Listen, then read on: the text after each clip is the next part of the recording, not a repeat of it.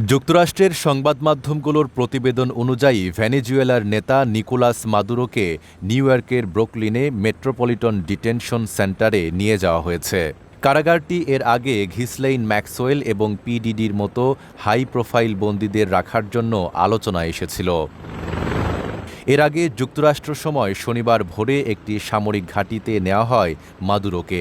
সেখান থেকে Brooklyn detention সেন্টারে নিয়ে যাওয়ার আগে তাকে নিউ ইয়র্ক মাদকদ্রব্য নিয়ন্ত্রণ সংস্থার কার্যালয়ে নিয়ে যাওয়া হয়। তার বিরুদ্ধে মাদক পাচার ও অস্ত্র চোরাচালানের অভিযোগে মামলা দায়ের করা হয়েছে।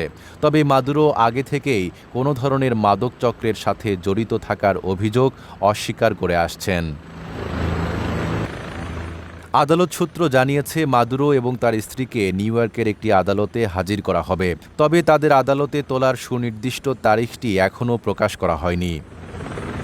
আগামী সপ্তাহে ম্যানহাটন ফেডারেল আদালতে এমডিসি মাদক ও অস্ত্র মামলার মুখোমুখি হওয়ার আগ পর্যন্ত তাকে এই কারাগারেই রাখা হবে। তবে মাদুরোর স্ত্রীর বর্তমান অবস্থা বা তাকে কোথায় রাখা হয়েছে সে সম্পর্কে এখনও স্পষ্ট কোনো তথ্য পাওয়া যায়নি। নিউ ইয়র্ক সিটির একমাত্র ফেডারেল কারাগার হিসেবে পরিচিত এই এমডিসি হাই প্রোফাইল বন্দীদের রাখার কারণে এটি প্রায়ই সংবাদ শিরোনামে আসে। সিল্কোর সিল্ক অ্যান্ড শাইন, যাতে আছে আর্গান অয়েল ও ওট প্রোটিনের গুডনেস, যা আপনার চুলকে রাখে হেলদি অ্যান্ড শাইনিং। এই কারাগারটির বন্দীদের জন্য অত্যন্ত ভয়ঙ্কর হিসেবেও পরিচিত।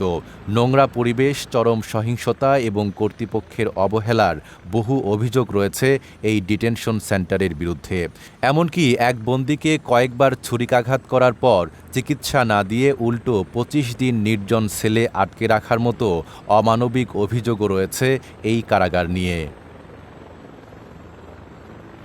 নাইম আরাবী, ঢাকা পোস্ট।